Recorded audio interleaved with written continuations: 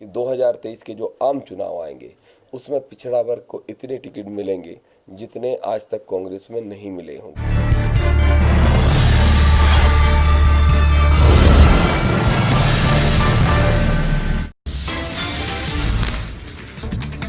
आपकी जन अदालत न्यूज पर खास इंटरव्यू में मध्य प्रदेश कांग्रेस कमेटी के प्रदेश उपाध्यक्ष एवं जागो हिंदू संगठन के राष्ट्रीय अध्यक्ष दामोदर यादव ने बड़ा बयान दिया है। उन्होंने कहा है कि यदि उपचुनाव में कमलनाथ की सरकार बनती है, कांग्रेस पार्टी की सरकार बनती है, तो आगामी आम चुनाव 2023 में सबसे ज़्यादा पिछड़े वर्ग के लोगों को कांग्रेस पार्टी टिकट देगी। तो यदि नहीं देगी तो इसके खिलाफ हम आवाज़ उठाएंगे।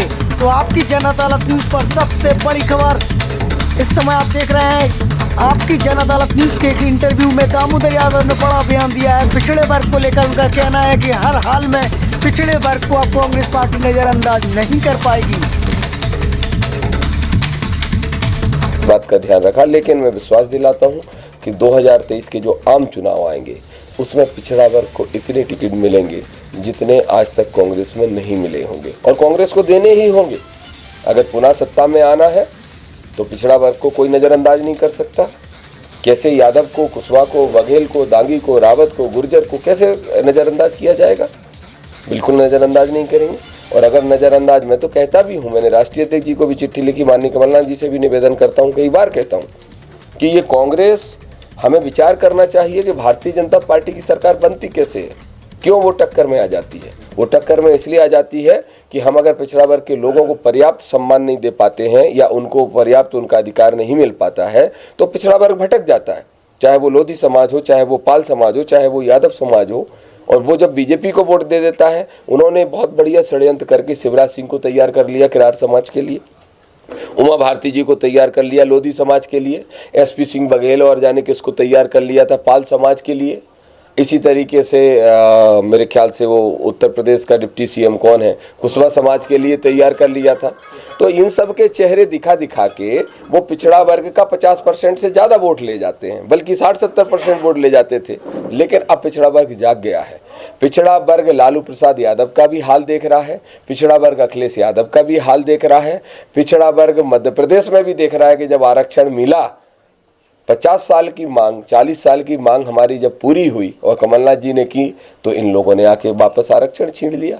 इसलिए पिछड़ा वर्ग अब मूर्ख नहीं बनेगा। हाँ, हमें जरूर इतना करना पड़ेगा, कांग्रेस के नेतृत्व को करना पड़ेगा। खुल के कहता हूँ, 1% 2% वाले लोग अगर राज्य करते रहेंगे कांग्रेस के अंदर भी, तो कांग्रेस को भी मुश्किलें आएंगी, और आई भी इसीलिए है।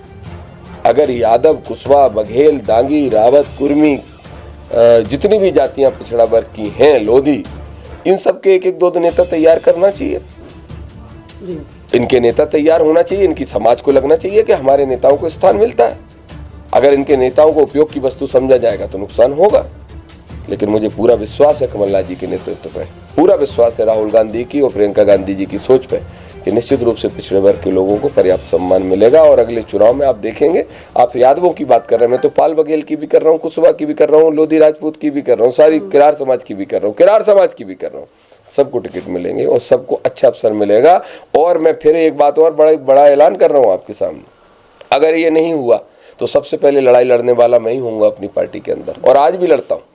जय भीम बोलता हूँ, जोरदारी के साथ बोलता हूँ, बाबा साहब अम्बेडकर को मानता हूँ, महात्मा ज्योतिबा फुले को मानता हूँ। किसको नहीं माने, हमारे महापुरुष थे और हम कई इतिहासकारों ने बड़ी गड़बड़ियाँ की हैं।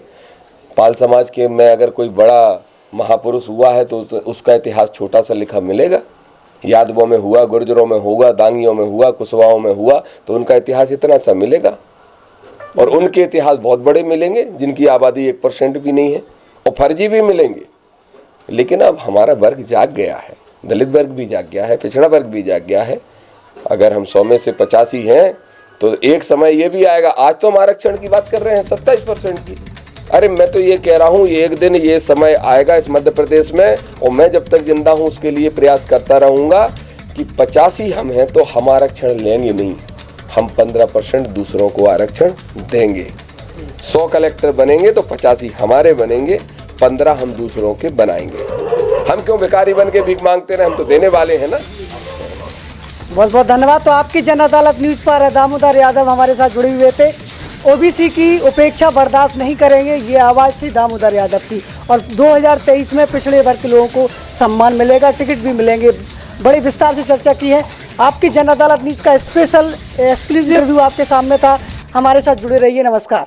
Thank you. जन अदालत न्यूज़ के साथ यदि आप जुड़ना चाहते हो तो हमारे चैनल को आप सब्सक्राइब कीजिए, अधिक से अधिक लोगों तक पहुंचाने के लिए शेयर कीजिए। सबसे बड़ी बात, नोटिफिकेशन के लिए बेल के घंटी जरूर दबाइए, क्योंकि जब तक घंटी नहीं दबाएंगे आप हमारे साथ नहीं जुड़ सकते। जुड़े रहिए हमारे साथ। नमस्कार।